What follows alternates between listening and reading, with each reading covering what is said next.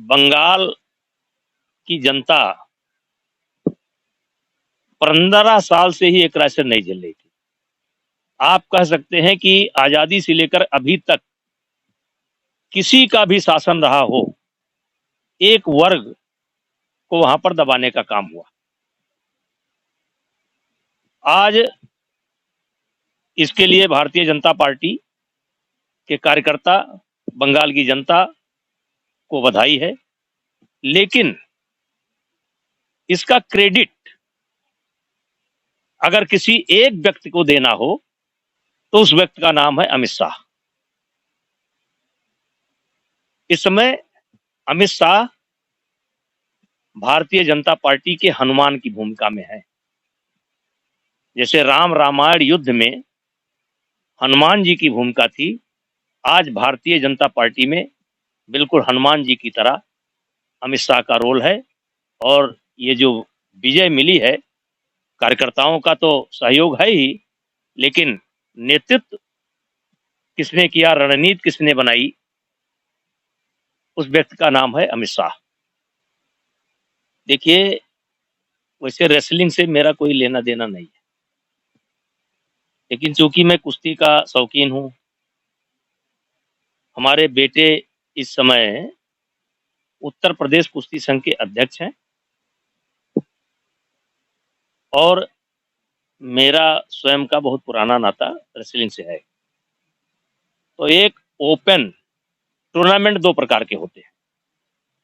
एक mandatory tournament होता है, जैसे नेशनल, उसमें हर स्तर का नेशनल होता है, लगभग 5 नेशनल होता है, वो खेलना अनिवार्य होता है। लेकिन एक कार्यक्रम में मैं गया था हरियाणा। ये जो ओपन रेसलिंग है, ये मेरी ही परिकल्पना थी और लेकिन 3 साल से ये बंद थी। एक कार्यक्रम के दौरान मैं गया था हरियाणा, तो योगेश्वर दत्त पहलवान थे, पूजा ढाणा थी और कई रेसलर वहां पर मौजूद थे, सारिका मलिक थी। तो सब लोगों ने आग्रह किया कि ओपन नेशनल होना चाहिए। जो परिस्थितियां बीच में चली, उसके कारण वो बंद हो गया था। क्योंकि ओपन नेशनल, जैसे इसमें क्या होता है कि जैसे हर प्रांत से नेशनल में एक एक खिलाड़ी लड़ते हैं, और ओपन नेशनल का मतलब है कि किसी प्रांत से कितना ही खिलाड़ी लड़े, चाहे 100 लड़े चाहे 200 लड़े। अब जैसे मेरा अनुमान है, ये जो ओपन नेशनल होने जा रहा है, इसमें 1200 से या 1300 के आसपास खिलाड़ी आएंगे।